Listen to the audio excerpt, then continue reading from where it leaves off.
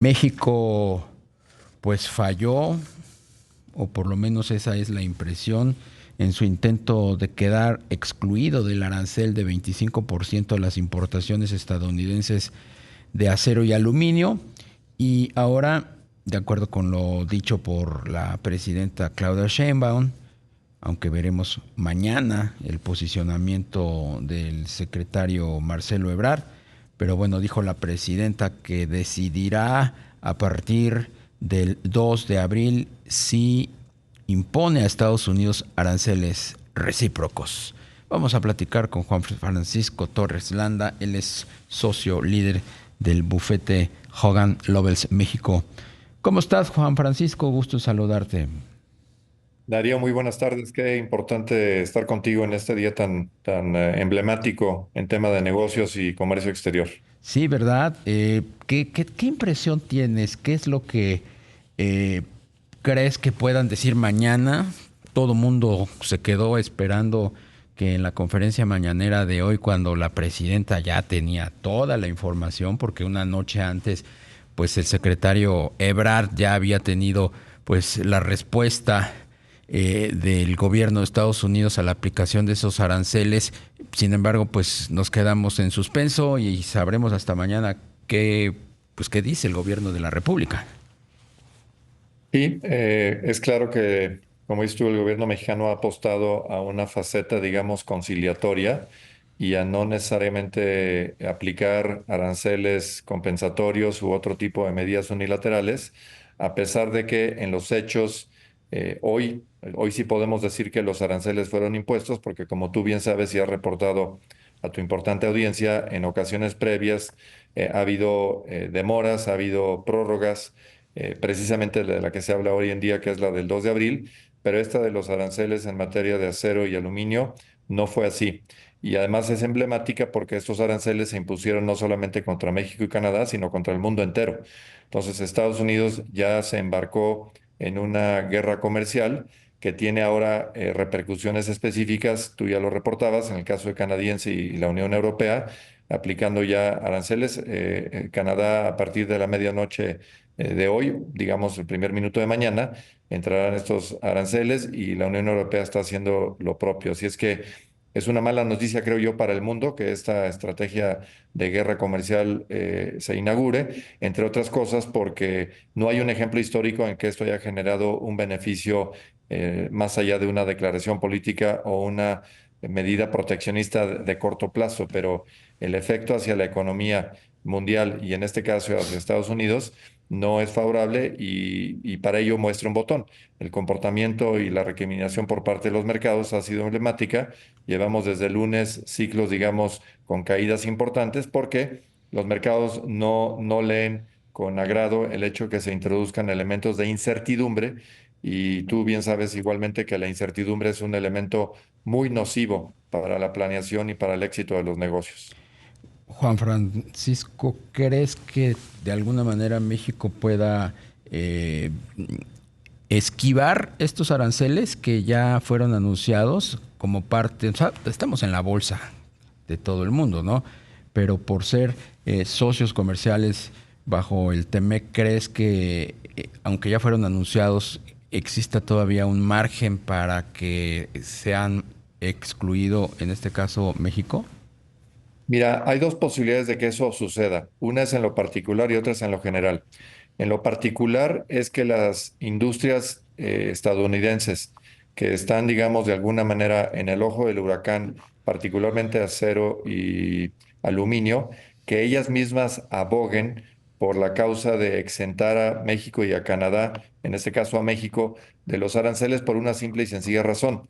México es deficitario en materia de acero y aluminio, es decir, a Estados Unidos le conviene tener un comprador ávido de acero y de aluminio, como es el caso mexicano, y que no apliquen aranceles porque eso va a rebotar a que eventualmente esos productos que podrían regresar a Estados Unidos al incrementarse en costo, pues nosotros vamos a dejar de comprar acero y aluminio. Claramente eso no le conviene a México, pero tampoco le conviene a ellos. Entonces hay un interés primario de las empresas que están siendo protegidas con estos aranceles de que no les convenga la medida. Entonces, eso sería una salida. Y esperamos que algo así pueda suceder, porque de hecho lo que pasó la semana pasada de la prueba de 30 días en aranceles generales, pero particularmente en cuanto a vehículos se refiere, fue la industria automotriz norteamericana, estadounidense, para ser más precisos, los que abogaron y dijeron, no podemos generar este caos, vamos a romper las cadenas de suministro que hemos construido durante 30 años.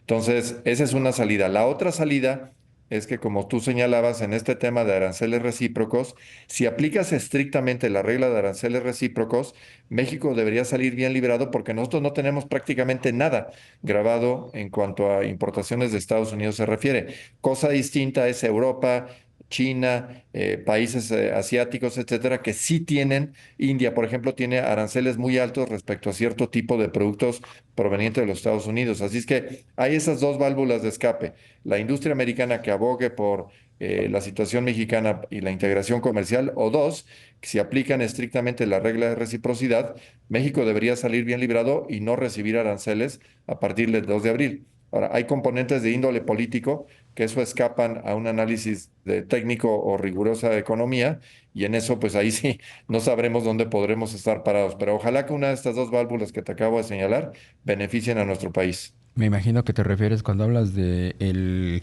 eh, cariz político a pues esa discusión que hay de que si México está cumpliendo o no con los temas de inmigración y de fentanilo y de seguridad.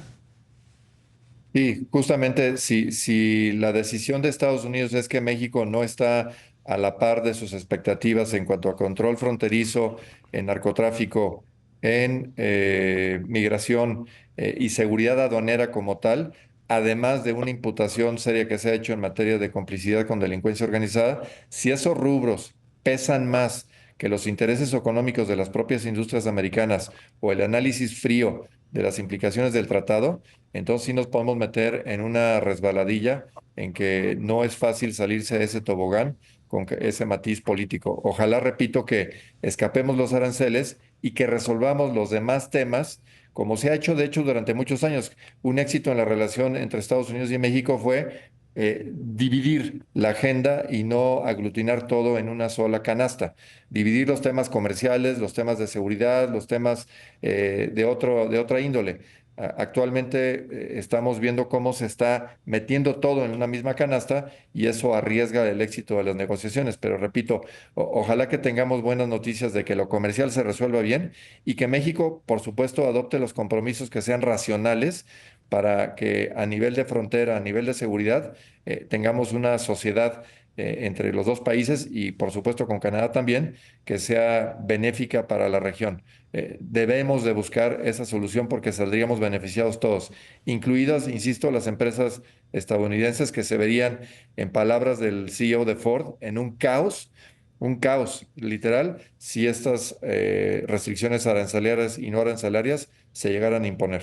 Ahora, sería pues muy contraproducente, ya lo decía el secretario general de la ONU hace unas horas, que es terrible hacia donde nos estamos moviendo, que es una auténtica guerra comercial en donde todo el mundo pierde.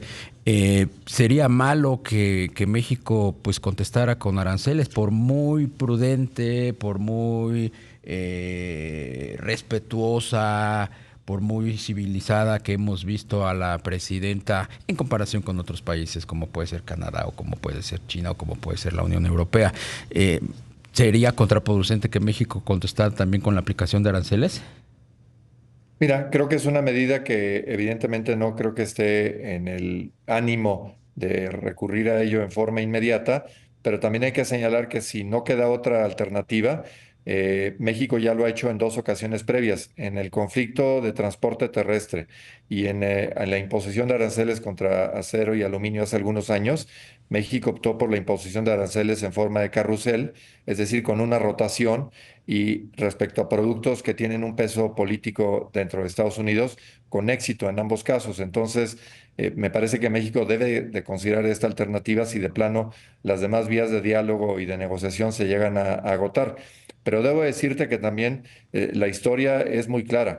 En la época de los 30 y hoy estábamos recordando un discurso emblemático de Ronald Reagan, ni más ni menos que una de las figuras más emblemáticas en la historia del Partido Republicano, dice en todas sus letras, los aranceles es una puerta falsa, es una forma de iniciar una guerra que solamente beneficia momentáneamente a una industria por un proteccionismo exacerbado, pero eso va a llevar a elevación de precios, a inflación, a evitar que las industrias se vuelvan competitivas por aumento tecnológico y mejora de gestión y eventualmente a un colapso, digamos, de los factores económicos. Es que yo espero que esa memoria del presidente Reagan y la Gran Depresión de los 30 haga Bien, que en Estados Unidos y particularmente el presidente Trump piense dos veces de extender la medida de estas cuestiones que tienen un tinte político porque él prometió hacerlo en campaña. bien, Nada más que también dicen que él entiende fácilmente cuando hay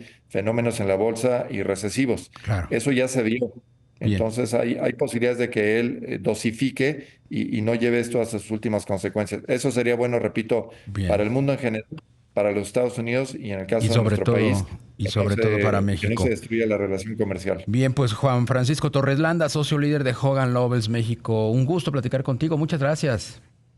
Gracias, Darío, siempre a tus órdenes y un saludo afectuoso a todo tu equipo y a la importante audiencia.